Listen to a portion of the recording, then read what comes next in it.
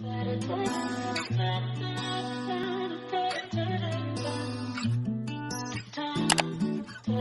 you hear my daughter in the background, I'm sorry, but if you're watching this video, you must be a mommy or interested in being a mommy, so you will understand. Hey you guys, welcome back to my channel for yet another video. Junk.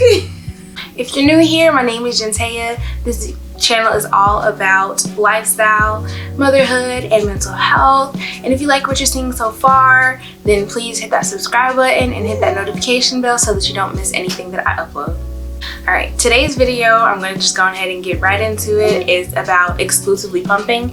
If you watched my breastfeeding video, I talked all about my breastfeeding journey, of course, and in that video I mentioned exclusively pumping, and this is a part 2 to that video, and if you haven't watched it yet, I'll insert it up here in the little cards. But yeah, so what is exclusively pumping? Exclusively pumping is defined as breastfeeding without nursing, and in order to do that, you just hook up to a breast pump and you feed your baby breast milk strictly that way. Some moms, well, I'm not going to say strictly. Some mothers decide to nurse and exclusively pump, and some mothers don't ever latch their baby and they decide to just simply pump. So why do moms EP and EP exclusively pumping? Moms decide to exclusively pump because of things such as having NICU babies, premature babies, having problems with latching or painful latching, or they just decide they don't want to latch their baby at all and they just simply want to pump to give their baby breast milk. I decided to EP because I was having trouble latching her, as I described inside of my breastfeeding video. We were unable to successfully get a good latch for my daughter, and it was super painful for me breastfeeding, so I decided to exclusively pump. Well, I didn't make the decision, actually. I just kind of was already doing it, and then I came across the fact that what I was doing was exclusively pumping. When I came across exclusively pumping and realized that that's what I had been doing this whole entire time during my struggle in breastfeeding her, I came across this website called exclusivepumpingmamas.com, I believe, or exclusivepumping.com. I'll link it down below in the description box. And that website saved my breastfeeding journey. It saved my pumping journey as well. I struggled so much trying to figure out how to work my pump, trying to figure out why my milk wasn't why I was still feeling full after pumping, and it helped me troubleshoot so many things, from flange sizing, different types of pumps, pump products that I could use with my pump to make breastfeeding more comfortable. And they also have a Facebook group as well. If you are exclusive pumping mama or deciding to exclusively pump, the Facebook group I've also linked down below. Please join that group. It is so important when you're breastfeeding to have supports, to have some kind of village, some support system around you to help you go through those hard moments, because there's going to be hard moments when you're breastfeeding. And that Facebook group, y'all, those women understand in there. They understand the struggles of exclusively pumping. They understand how the lack of support sometimes you can get from family, sometimes significant others. They also understand how people can make ignorant comments when it comes to breastfeeding in general, and especially exclusively pumping, because of the lack of understanding. So please, if you are looking for help and you need information about that, or you just want a community of women who understand, join that Facebook group, please. I found out about exclusively pumping, I think, because I probably Googled something one day because I was struggling with my pump and like how to work it and everything like that. So I Googled something and I came across the website, and as I said, that's when I realized that what I'd been doing so all this time was exclusively pumping. So my goals for pumping was 6 months. I really wanted to pump for at least 6 months. When I was visiting a lactation consultant in the beginning of my breastfeeding journey, she told me that it was important for babies to have breast milk for at least the first 6 months of their life. My goal was to exclusively pump for 6 months. I had a visitation with a lactation consultant at the beginning of my breastfeeding journey, and she said that it was important for babies to get breast milk the first 6 months of their life, because before the 6 months, they're unable to make their own antibodies at all. And with breast milk, you know, if you can feed them for the first 6 months of their lives. At 6 months is when they begin to make some of their own antibodies. So that was my goal, and that was the reason why my goal was 6 months at minimum. I would have loved to go up to a year, but unfortunately that didn't happen. I actually ended up pumping for, I want to say, 5 weeks. 5 months. She was 5 months, and I want to say she was like 2 weeks.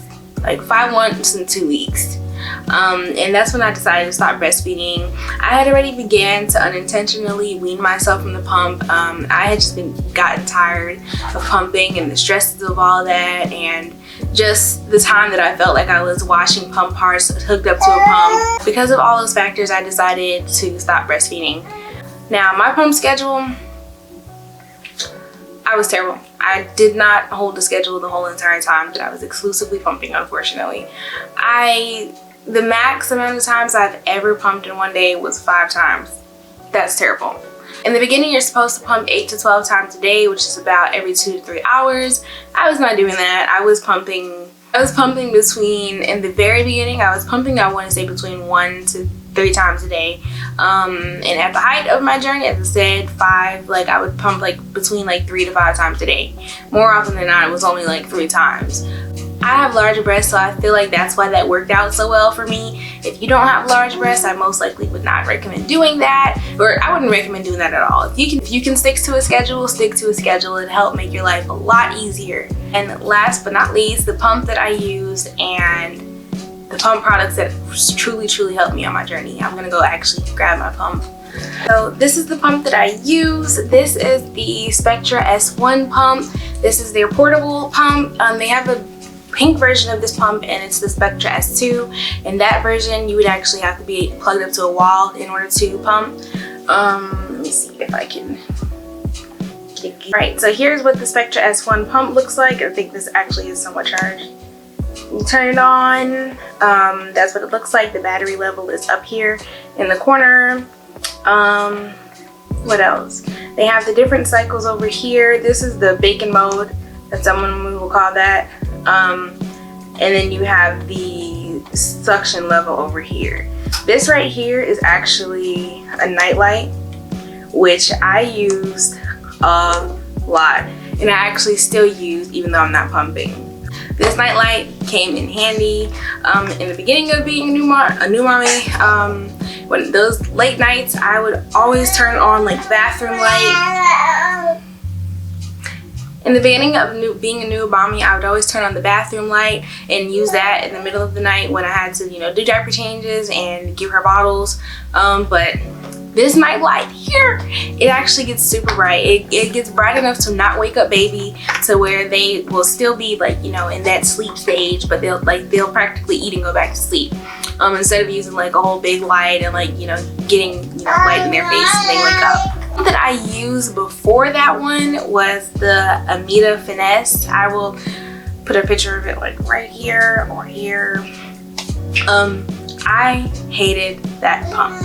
I hated that pump. It sounded like a machine. The Spectra S1 is much quieter. I hated being hooked up to it. Like the suction level was not emptying me enough. For how I was pumping. Like I just hated everything about that pump. Switching to my Spectra S1, I did a lot of research before I chose to buy another pump, especially a pump that was $200.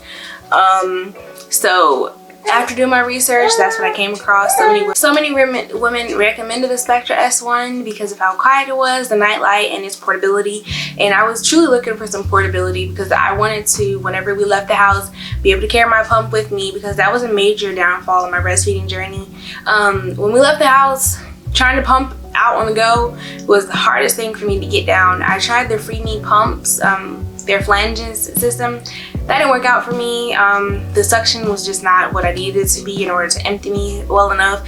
It would take me about an hour of pumping or longer in order for me to get probably like a half, or what I normally would get in about like a 30 to 45 minute session. I wasn't feeling that. So those were the pumps that I used.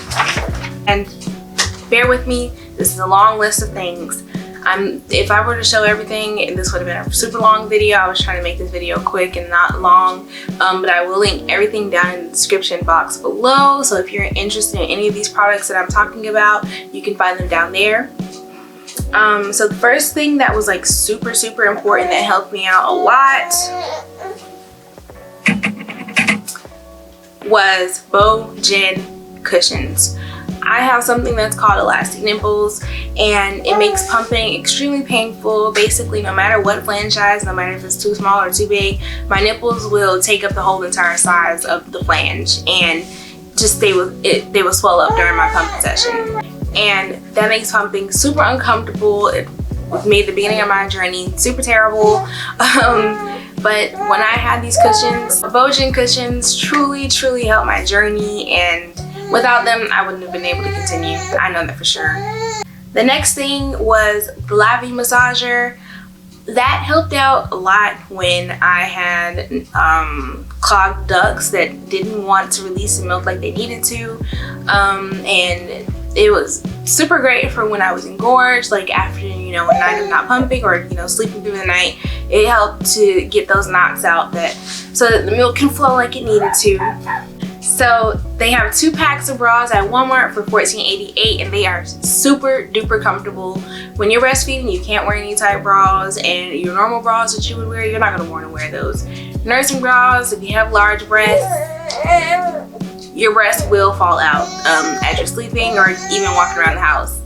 So these bras from Walmart are like a mixture, like a halfway mark between regular bras and sports bras. Super comfortable, quality. I wear them all the time. I still wear them even though I'm not breastfeeding. But yeah, try to find those and link them down below. Super comfortable. Get you some comfortable bras. Sunflower lecithin was very helpful. I used the Legendary Milk Sunflower Lecithin.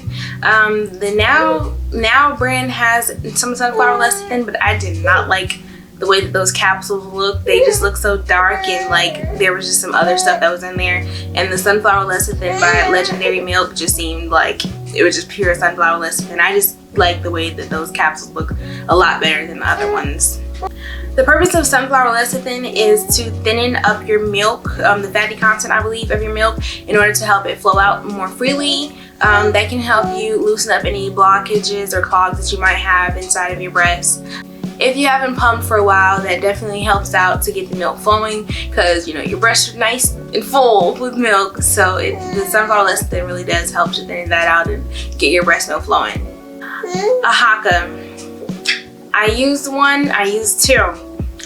For the times that I was super engorged and leaking before I could hook up to the pump, or I had to do some things before I could hook up to the pump, I would attach a Haka to my nipples and just catch whatever I got in the Haka, and I would just add it to my milk at the end of my pump sessions. They were very helpful because even after pump sessions, I would attach my Haka and try to I would sometimes get about 1 ounce to 2 ounces more of milk that didn't come out while I was pumping. And it just was a very useful tool to have, but I didn't use it too often, honestly. Lanolin cream. I used lanolin cream on my nipples. I used lanolin cream on my nipples after pumping, and at the beginning of my breastfeeding journey, when I was trying to nurse her, I would use it on my nipples to help with any cracking, or bleeding that I may have experienced in the beginning. And I still used it afterwards, like towards the ending of my breast journey. I feel like breastfeeding in general, no matter how you do it, your nipples get super dry, and it was just nice to have that cream to moisturize my nipples. And sometimes during pumping, whenever your nipples might, you know, also get cracked or begin bleeding because of like wrong pump size or whatever struggles you might be going through with like flange sizing or anything, not pump size, flange size. But whatever struggles you might be going through in that aspect, it can help to like heal up your nipples if you're having any problems in that area. Lanolin can also be used on your flanges as a kind of lubricant.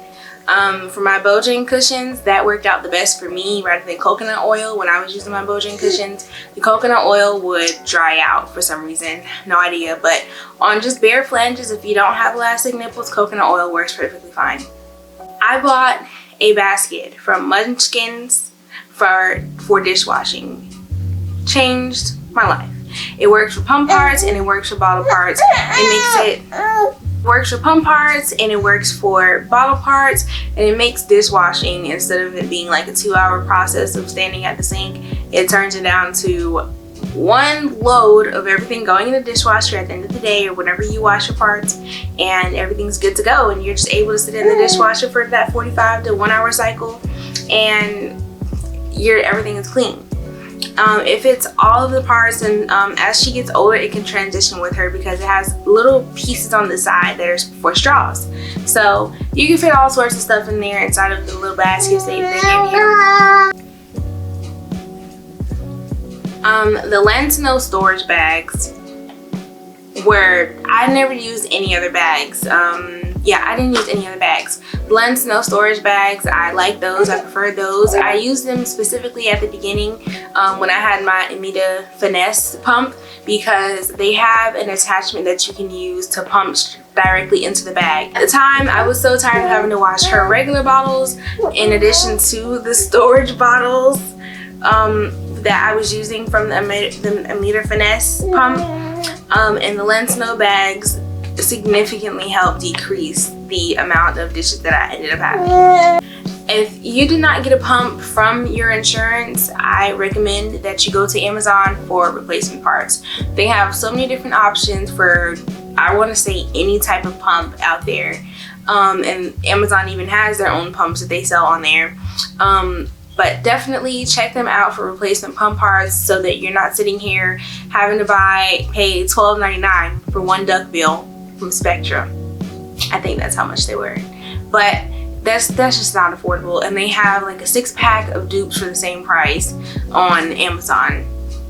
And yeah, I think that is all for this video. Thank y'all so much again for tuning in. If you have any questions about anything in this video that I didn't mention, just comment down below and I'll do my best to answer them.